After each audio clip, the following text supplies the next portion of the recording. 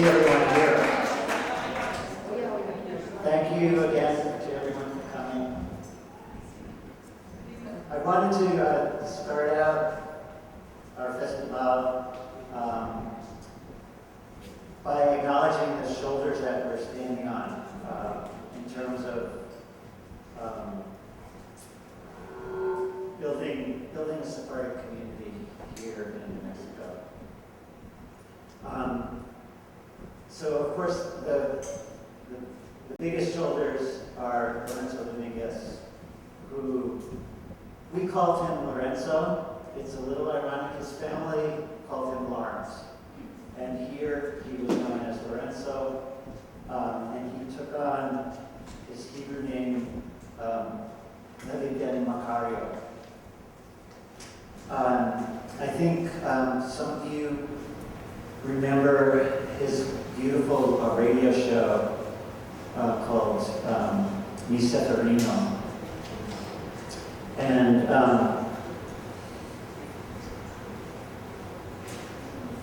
he actually organized a few of these Sephardic festivals kind of single-handedly back in the early 2000s, I believe.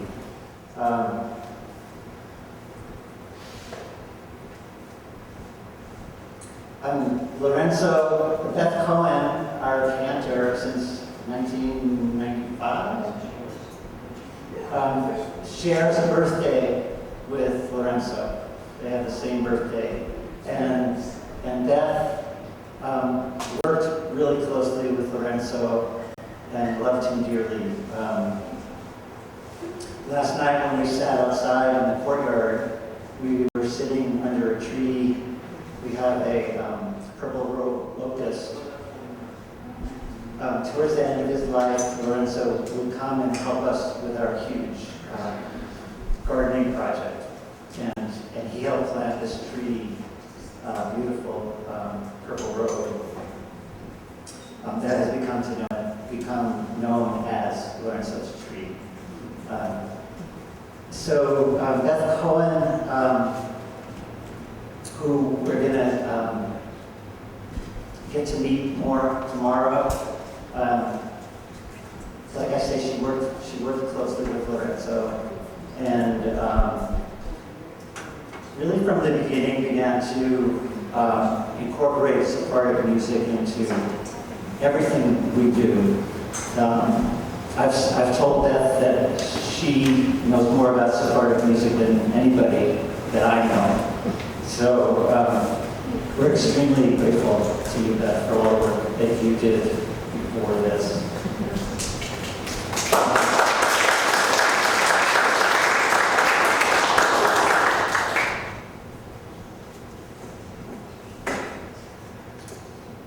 And of course, Rabbi Lynn Gottlieb, we wouldn't even be here without Rabbi Lynn Gottlieb, and she started this congregation back in the mid-'80s sometime, and really immediately, back then we used the term crypto-Jews a lot, and she immediately began to make an outreach to that community. And because of Lynn, Beth is here. Because of Lynn, Maria Sanchez is here. It's kind of hard to do this without crying because these people mean so much to me and the work that they've done. And Maria used to come every week and study with Rabbi Lynn, and she led Sephardic services with Lorenzo, who was a professional musician and taught himself to play the oud. He was a flamenco guitarist. And he taught himself to play the oud, and he would lead these services completely in Sephardic song. And Maria was part of that. So,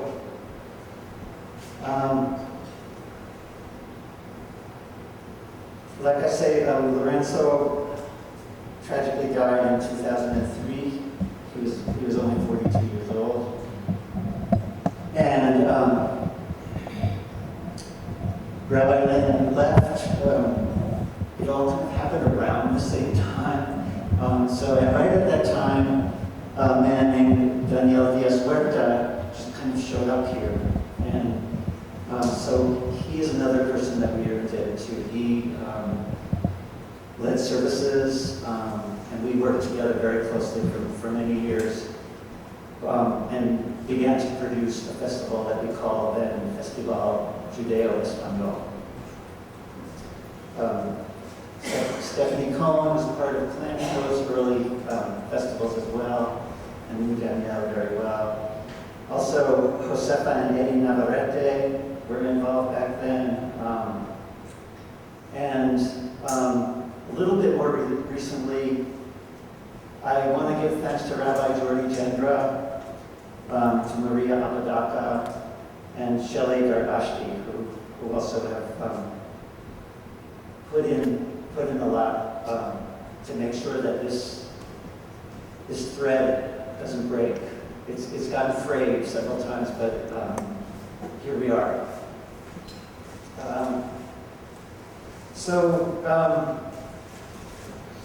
I also want to thank Héctor Contreras López, who many of you met last night. He and I are camaradas. Through the year, we meet weekly and kind of scheme and plan together. And his ideas are really what drives the programming that we develop for these festivals. So Héctor, Esteban is part of our team this year. Really, for the first time, he's like, without Esteban, this wouldn't be happening. He has been working kind of nonstop and has done tech as well as paying attention to all the other things that need to be done. And Sarah Arrowsmith has also been a part of that team. So I'm going to thank a few more people, but at this point, I want to ask Héctor and Myriam and Ruth to come up on the stage, and then Héctor will present our special guests. So the other folks who I just need to acknowledge for what they have done to make this festival happen are Diane Dinakali, Randy Edmonds helped us immeasurably with the check. Our Zoom monitors, Ahava Baruch, Laura French, Sarah Arrowsmith, Ariel Zander. Howie Segrins, Beth Goldman, and Lee Smolovich helped with the setup. And ticket takers, Angelica David, Robin Berman, Lee Smolovich, Eileen Dunn, who's here, has done incredible work on the website. And also Adam Aguirre with the KUNM Races Collective. Bookworks has put up a special Sephardic reading list of Ruth and Myriam's books on their website for us. Thank you, Bookworks. And all the people who work to produce the art show. So come on up, you guys, and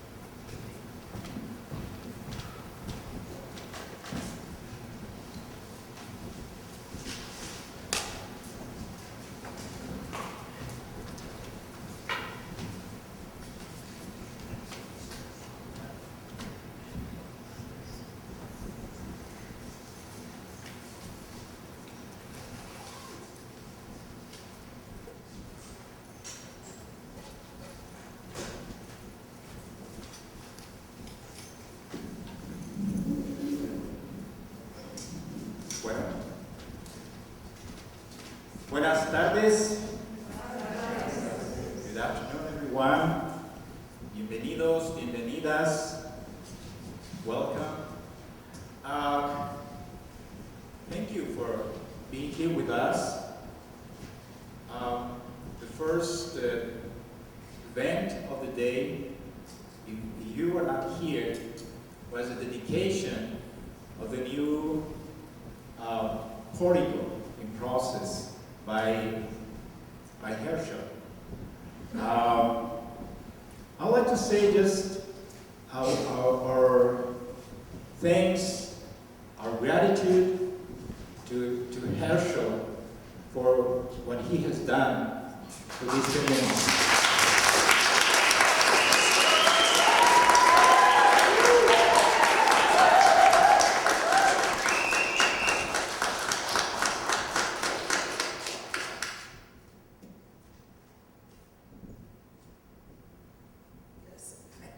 Welcome everyone. I'm so grateful you're all here, and I also want to just formally acknowledge with all of you Herschel's amazing dedication. After everything you've said, Herschel, it's hard to not come to tears. His amazing dedication of all these years. He's like roots, you know, to the tree that we keep growing and growing. So I want to say the Sefardí prayer, and from all of our hearts, Herschel, I want to acknowledge and honor you, and may this prayer bring with it strength and health and good life, chazak u'baruch, blessings and strength. Herschel has poured his heart into all the things that we can see, like the ark for the Torah and the bima and the doors and now the portico, but he has poured his heart in the things that we cannot see. I just want to acknowledge that. So let us all join together and say the Sefardí, because it's the first time as a group that we are walking through this portal, this portico, to protect the beautiful doors in our sanctuary. Baruch atah Adonai, Eloheinu melech haolam, shehechianu v'kiyamanu.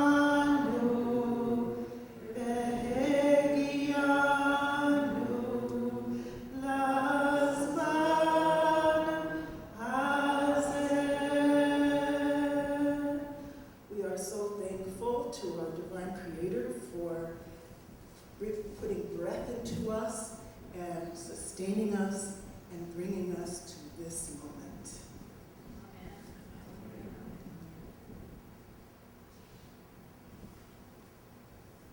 Thank you. Well, we're going to continue today with our second event, this conversation with Myriam Moscona and Ruth Behar, our special visitors this weekend.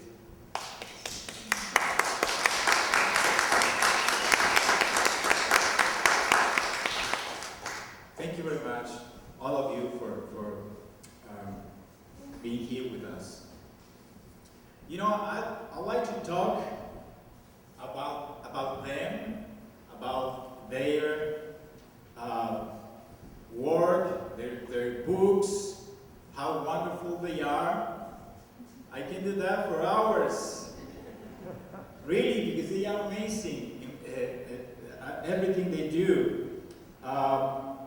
So my hope, I'm not going to do that, my hope is that with the conversation we are going to have right now, and later today with their poetry, and tomorrow with their presentations, we are going to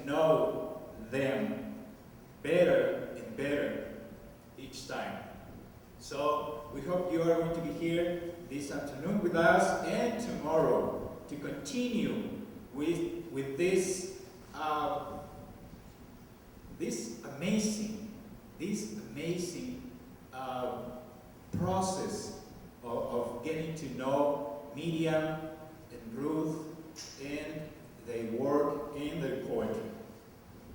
So the idea right now is to have a conversation, to start a conversation with them, and we have three topics that we would like to touch at least a little bit. Childhood, professions and occupations, especially as writers, and the third one is expulsion, diaspora, and trauma. So we are going to start with childhood. Of course, it is a huge topic. We would like to hear from you about those meaningful experiences that you had and that are connected with your identities as Sefardí and writers. Can we start with you, Ruth? Sure. Hello, everybody. How's the volume on this? Good, thank you. Louder? Good. Sorry? Too loud. Okay. But this is good volume for everybody? Okay. Well, thank you. It's such an honor to be here, and I'm so grateful. Really, this is such a beautiful moment for me. So let me see what I can say about my childhood. I guess one of the things that's fundamental for me is that I was an immigrant child. I came to the United States as an immigrant with my family. I was 5 years old when we arrived in the United States, in New York. I was born in Cuba, and my four grandparents were immigrants to Cuba in the 20s and 30s and left Europe right on the eve of the Holocaust. Fortunately, and found a refuge in Cuba. So my identity as a Sephardic Jew is connected to my identity as a Cuban Jew. There's so many Cuban Jews in Miami that there's even a term for them, which is Juban. So in most parts of the country, I have to explain, how can you be Jewish and Cuban? But in Miami, I never have to explain it. I just start saying, oh, I'm Jewish and Cuban. Oh yeah, you're a Juban. Because there's so many of them in Miami. But I grew up in New York, and I have the mix of Ashkenazi and Sephardic culture in my background. My mother's family was from Eastern Europe, from Russia and Poland, and found their way to Cuba in the 20s and 30s. And then my father's family was from Turkey, from a small town called Silivri, near Istanbul, and they also immigrated to Cuba in that same period. And so I grew up with that mix of the two cultures, the Cuban and the Jewish culture on the one hand, and then the Ashkenazi and Sephardic culture on the other hand. What I remember is speaking Spanish, because the family really viewed itself as Cuban by the time we arrived in New York, so always speaking Spanish at home, but hearing these different accents, realizing that my mother's family spoke Yiddish, my maternal grandparents spoke Yiddish, and so their Spanish had a lot of Yiddish accent to it. And then my father's family spoke Spanish, but it was Spanish mixed with Ladino. And so what I always remember is that my paternal grandmother, instead of calling me Ruthie, everybody called me Ruthie, but she would call me Rutica, which is the way you would say it in Ladino, and that always was very, very special for me. So I grew up with the Ashkenazi and the Sephardic culture, and I was very drawn to the difference of Sephardic culture, particularly the cuisine was so different. So we would have the two Passover Seders, and I remember as a child how different the cuisine was, the food was for the Ashkenazi Seder as opposed to the Sephardic Seder, and that we could eat rice during Passover in the Sephardic tradition. So hearing that and hearing some of the songs, also songs like Adio Querida, which is a very popular Sephardic song, hearing some of the songs on my father's side of the family were very, very powerful for me. So for me, it was that mix of the two cultures, and then trying to understand the Sephardic culture, because it was less prominent and less explained to me, especially growing up in New York, which has a very strong Ashkenazi, Yiddishist culture. So everything Sephardic just seemed a little bit more mysterious to me, and also a little bit more magical because I knew less about it. And then as I grew up, I really came to understand the depth of this culture. But as a child, I was just kind of getting bits and pieces of it, fragments, going back to yesterday's presentation, just really fragments that I eventually came to put together in my life. Thank you. Myriam. Hello to everyone. For me, it's also really an honor to be here and to share with you. I'm suffering because my English is not my first language and not my second language, but I will try to speak slowly. This place is incredible. Incredible. It has an immediate energy that I can feel just putting my body here inside. Wow. And all the work to be together. It is very emotional.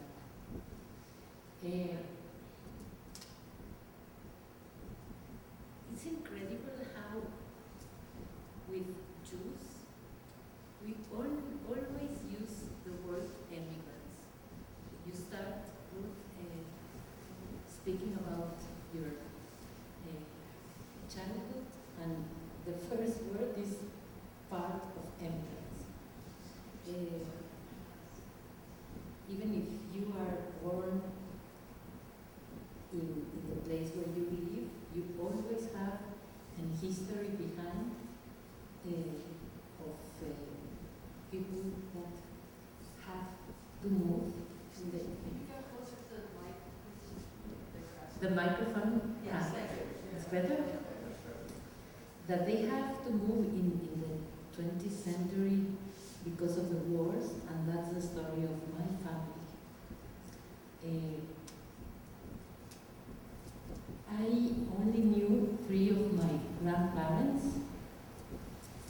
They came to Mexico in the 50s. The story of the Jews in Bulgaria were not so tragic as in the center of Europe.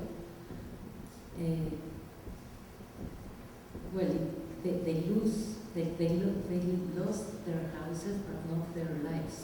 It's very different. The resistance of the people in Bulgaria was incredible. But when I was researching a little bit of the history of my parents, as I said yesterday, they passed away very soon. And when I was a little girl, I was not curious about those things as I am now.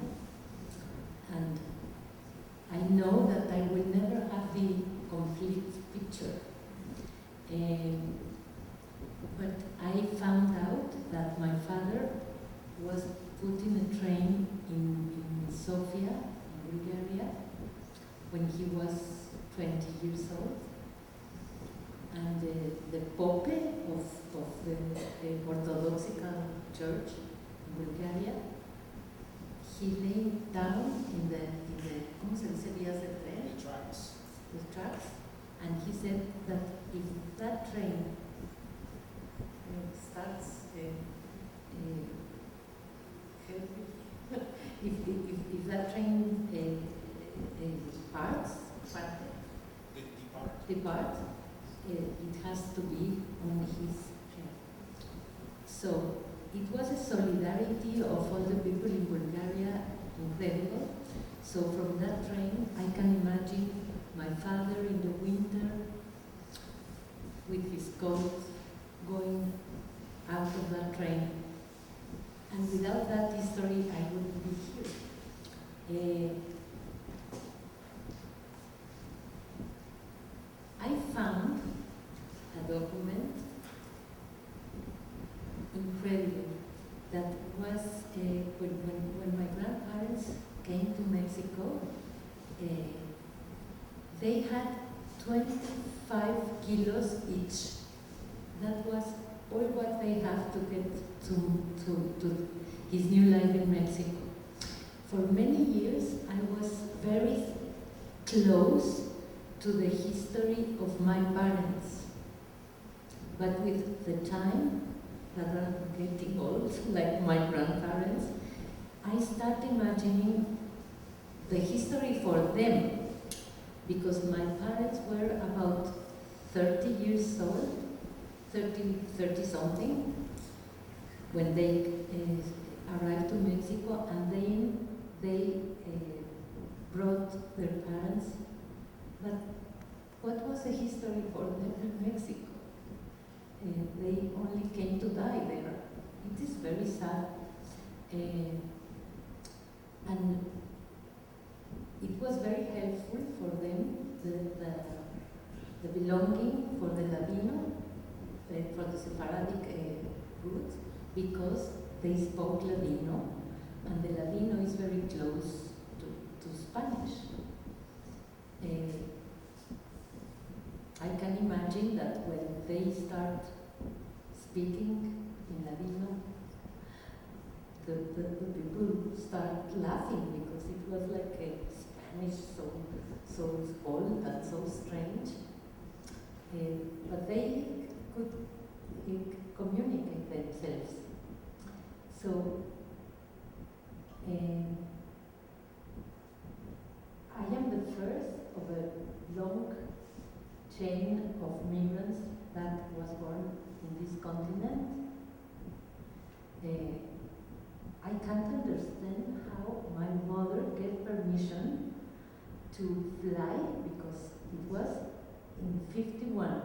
How she got permission to fly with 9 months of pregnancy, and started to have problems up there, and they had to ask permission to land in emergency in Bahamas, where my brother was born. So they came to Mexico City with a baby, with another language, with another food, with another weather, with another everything. And 3 years after that, I was born in Mexico City. And well, I can also tell you that when I was a little girl, I discovered that in my a document of birth, how do you say that? Birth certificate. In my birth certificate, it was my name, the name of my father, the name of my mother, the nationality was apátrida. How do you say that? Without a country. That's the name in English, without a country? No homeland, no? So, apátrida, the name apátrida, it was the name of a country. I am a citizen of Apatria. Yeah, I am the citizen of nowhere. And when I was in primary school,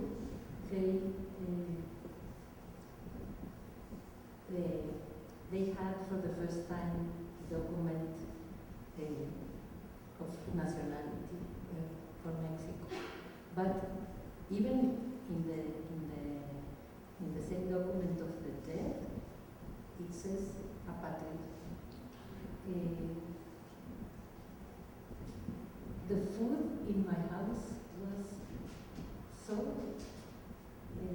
like Ruth was saying, different, because it was very Mexican in one hand and so Mediterranean in the other hand, and then mixed, the mole poblano with the yapraques. It's incredible. And I don't live all that as a drama as some people can live that. I live it part of my richness, let's say. My parents spoke Bulgarian. It is natural. But that language stopped in my house because when he was 47, my father passed away. So it's a pity that I didn't learn. I know some words, and when I was in Bulgaria, I had like a little 2 years old boy or girl, some words that helped me a lot. And as I told you yesterday, I heard the Ladino since I was a little girl because of my grandparents. It's so different to have 60 and something or 70 than having 30 because my father and my mother, they could pass to the contemporary Spanish. My mother was an opera singer, so she studied when she was a little girl in a German school, so she spoke German. Then she studied in the American school, she spoke English, not like me. If she is listening to me, she would say, oh, I told you to. Okay.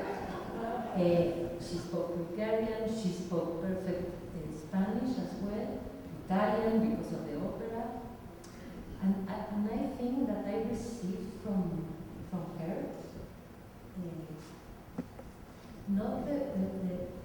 not the music, the formal music, but the music of the words. I think that my relation to poetry, it comes from that heritage. I don't know, I'm not sure, but I can feel that. So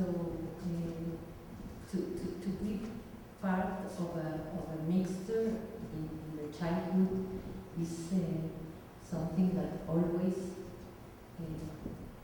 makes you a better person, I think. Thank you, thank you. I'm glad you mentioned education, because we can talk a little bit maybe about education. Let's say secular, religious education, for example, role models, teachers, important persons in that area. Ruth. Well, how's this for volume? That was so interesting being up. I was just mesmerized by everything you were saying. Education. Well, let me start with the family, because as a child you learn so much from your family. So definitely, I received a lot of my Jewish education from the family, particularly from celebrating holidays and things like that. But again, it was for me so interesting how the Jewish and the Cuban culture got woven together. So in terms of being educated as a Jew, it was always interesting to me that we would celebrate Passover, we would have the 2 Seders, my Ashkenazi family, and then my Sephardic family. The Sephardic family always had these wonderful delicacies, all of this delicious Sephardic food with olive oil and with honey, and we would of course eat matzah the whole week. And then as soon as Passover was over, we would go eat at my parents' favorite Cuban restaurant in New York. So it's like, remember, we are Cuban also. So that was a kind of education for me. And I think the fact that we spoke Spanish was always a very strong connection to me, to the Spanish-speaking world. I always loved the Spanish language. And I think it was a connection to Sephardic culture in a way, too, because of the Spanish language. And I remember when I became an anthropologist and I decided I would do my first research in Spain, in a little village in northern Spain, and my Ashkenazi great-uncle was very upset about this, and he said, why are you going to Spain? That's the country that expelled your family on your father's side. Why would you go to Spain? You should be going to Israel and doing archaeological work in Israel.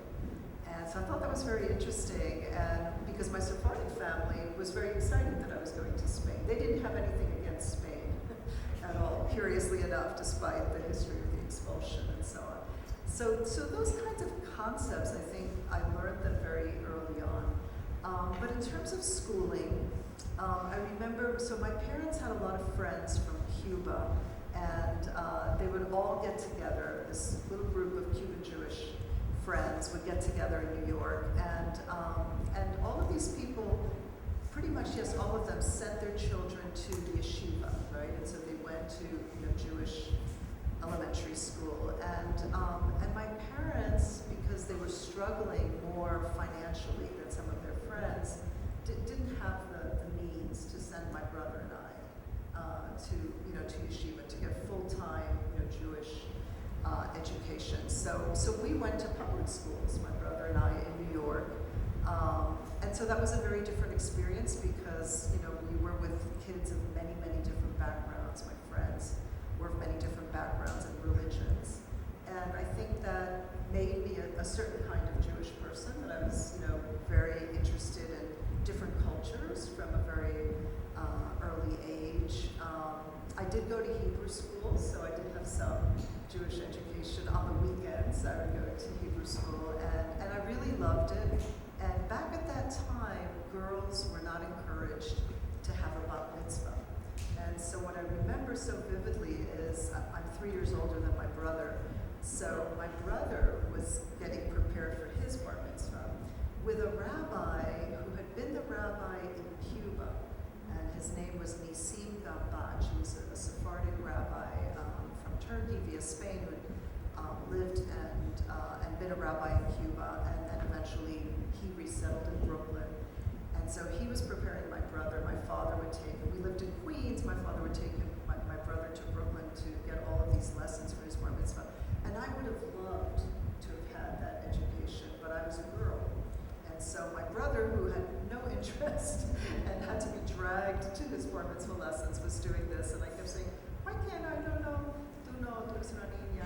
you're not going to have this. And in fact, my family wanted me to have a quinceañera, a 15th birthday party, which I did not want. And in fact, what I asked for back at that time when I was 15 was a trip to Israel. And I went to Israel with a group, and that was my first sort of return to Israel, because I lived there as a child after we left Cuba. So I think I had that secular education, but also that curiosity about Jewish culture. But I didn't have the opportunity to learn about it enough the way I would have wanted to back when I was young, so that later on, when I went off to college, and that was extremely difficult because my father was very, very traditional and did not think, again, similar to the bar mitzvah story, did not think that girls needed a college education. So he thought, you should just wait at home till a nice young man comes to marry you, and that will be enough. But I had a wonderful high school teacher. I had actually 2 wonderful high school teachers. And it's very interesting. One was Cuban and one was Jewish.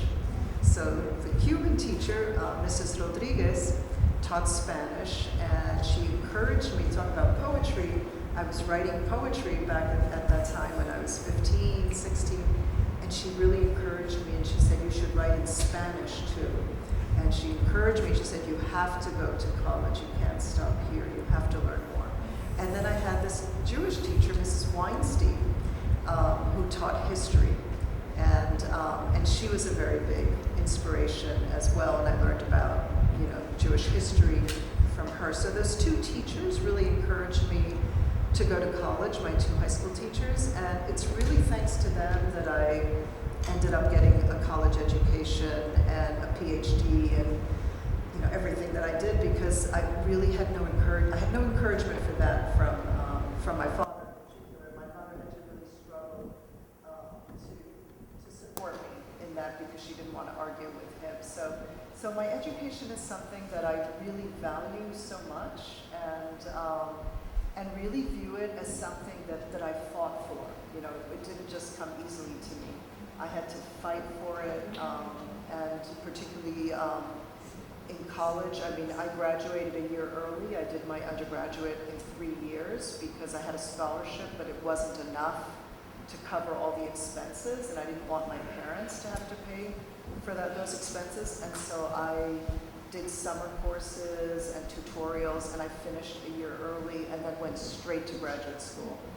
So that by the time I was 25 and a half, I finished my dissertation. So I just, but it was something where I was just so motivated. I so much wanted to learn. You know, education just seemed the only way to truly be free. And so to this day, I teach, and I really value both being a teacher and a student. And to me, education is absolutely crucial in every possible way. And now at this stage of my life, I've had the opportunity to educate myself about my Sephardic heritage and learn so much from all of you here in Albuquerque and now with Myriam and so many other amazing people that I've met. So I'm so grateful for that. Thank you very much. Myriam. Well, I studied all my life in a Jewish school. I speak Hebrew better than English. And my mother wanted me to speak better English. So when I ended primary school, she sent me to a school in English. And I was there for 1 year, and I didn't like it because I missed my friends, and they spoke English much better than me, and I felt like different, and I suffered, and I was strong. I had a strong character, and I said to my mother, I am not going to continue. So I didn't learn English so well. I never studied English. I don't know how can I speak because I really didn't study. I studied Hebrew, but not English.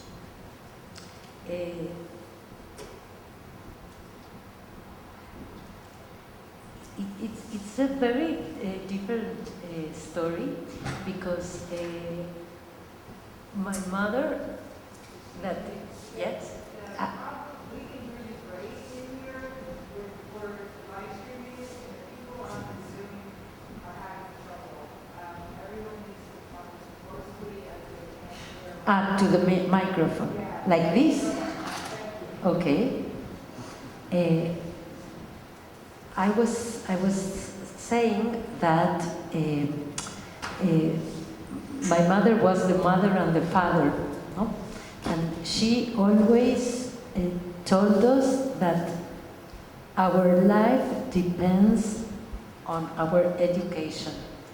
She was a sophisticated woman for, if I can compare it with the parents of my friends in school. My mother always had books with her, music, concerts.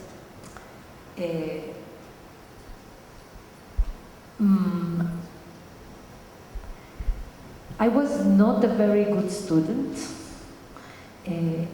Now I know that I have something that was revealed to me last year. I have ADD, and I didn't know who spoke about that.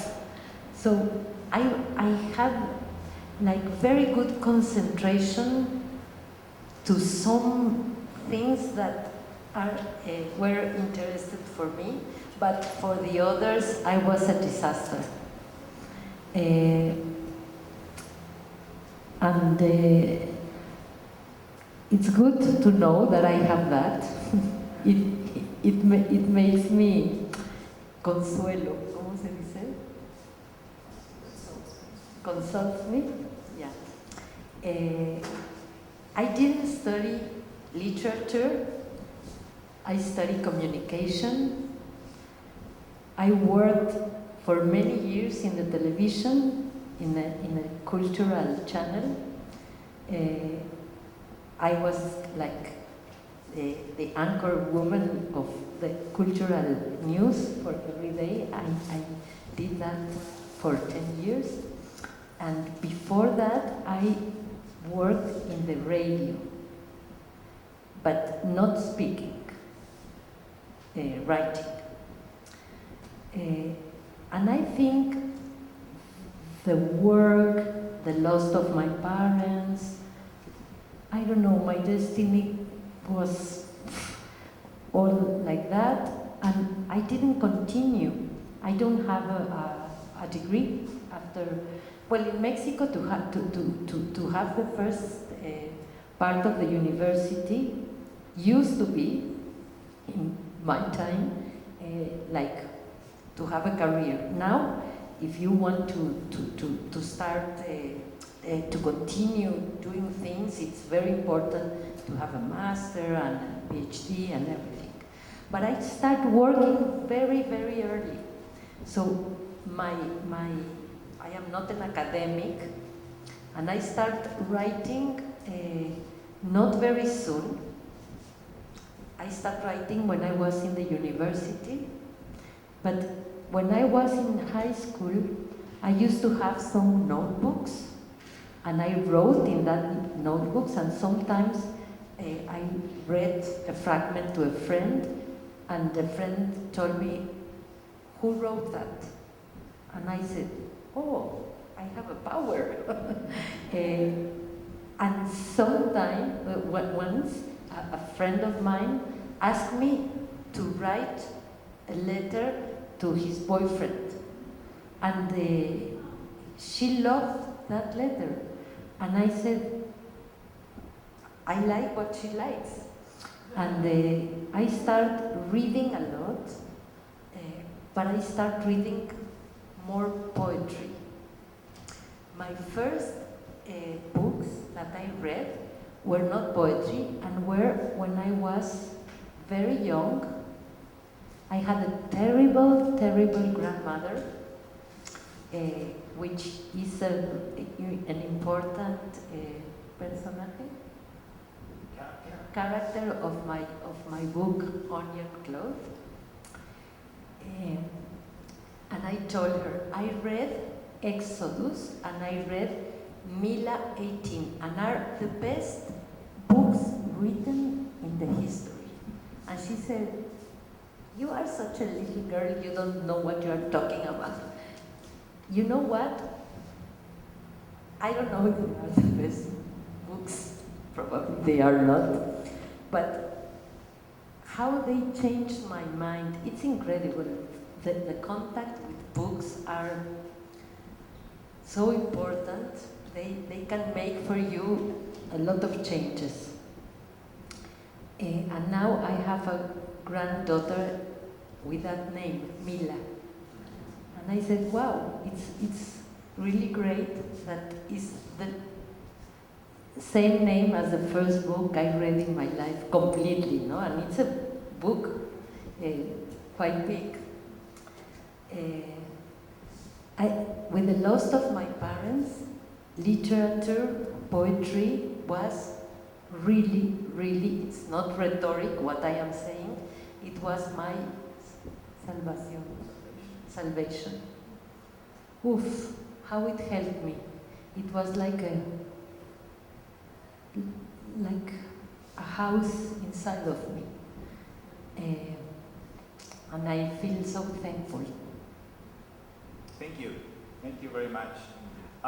Let's advance to the next topic, professions, occupations, and let's talk about writing, the writing life, beginnings of writing life, what it means to be a writer for you. Okay, that's a big question. Well, the interesting thing for me is I went off to college wanting to be a writer and having been encouraged to be a writer, and then when I got there, I didn't get as much encouragement. I started losing a little faith in myself as a creative writer, as a poet, fiction writer, which was really what I wanted to do. And I ended up taking an anthropology course, and it just turned me in a different direction. and I decided to study anthropology, largely because I really wanted to travel and live in Spanish-speaking countries. As I said, I really came to love Spanish and loved hearing Spanish and speaking Spanish. And so I just really just stumbled into an anthropology class and ended up with a professor who was very encouraging and said, no, you should go on in anthropology. And so I decided to do that. So I decided to go into anthropology, which was great because it led me to Spain, where I did a lot of research in a small village in northern Spain for many years.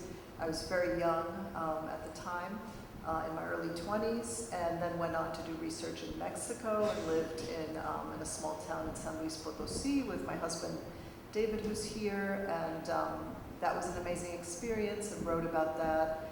And then eventually I started traveling to Cuba, where I was born, and anthropology gave me a passport, in a sense, to travel back to Cuba. A lot of Cuban immigrants and exiles don't want to go back, like my parents, for example. But as an anthropologist, you know, I had a good reason for wanting to go to Cuba. Well, I have to see Cuba with my own eyes. I'm an anthropologist. This is what I do. And so it was a great way to get a passport back to Cuba, to the place where I was born. And so anthropology was a way to travel, a way to think about identity, about culture, about heritage. It gave me a lot of concepts, and it put me in touch with so many interesting people. I met so many interesting and amazing people on these journeys. So I'm very grateful for having had this profession of anthropology. But I always knew that I also wanted to be a poet and a writer and a creative writer, and I guess that creative self inside me just never went away, you know. And not that anthropology isn't creative; it's an extremely creative field, and you spend all your time talking to people and understanding what gives meaning to their lives. So I still think of it as a very beautiful profession, but I also wanted to write fiction, and I wanted to write stories that I imagined and not just stories that I investigated, right? And so it was a very different process. And the same with poetry, because there were things that were so emotional for me that I couldn't write them as an anthropologist. I had to write them as a poet. And what happened was, when I started traveling back to Cuba in the early 90s, it was extremely emotional for me to go back.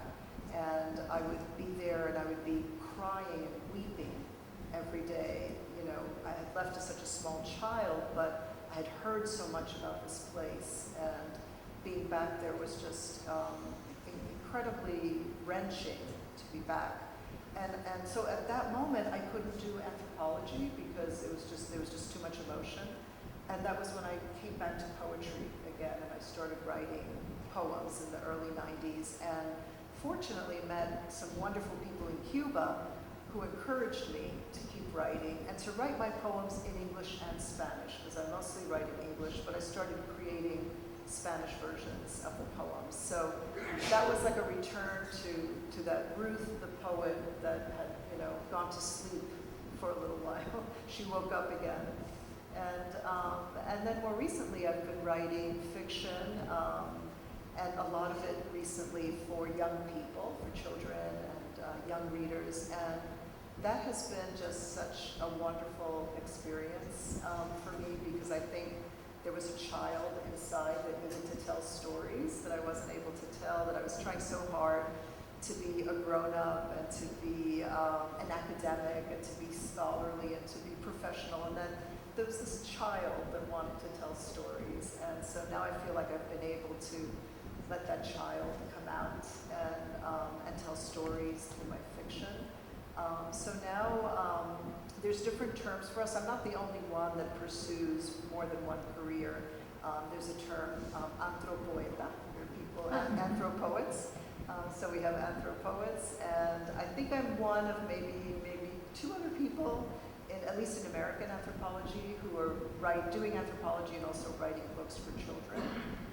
So it's very interesting. So when I speak to kids about my books, you know, I'll talk about things like identity and culture and heritage. Those are all terms that I learned about through my anthropology, but now I'm able to bring those terms and those ideas into my fictional, creative, imaginative work. So I feel like the two things are blending in a good way, though at the same time I recognize how they're also different, and they're different paths, but they're both a part of me. And I think that I'm grateful for the two sides. I'm grateful that at this stage of my life, I found my way back to poetry and fiction, but I'm also grateful for the journeys I was able to take as an anthropologist. Thank you very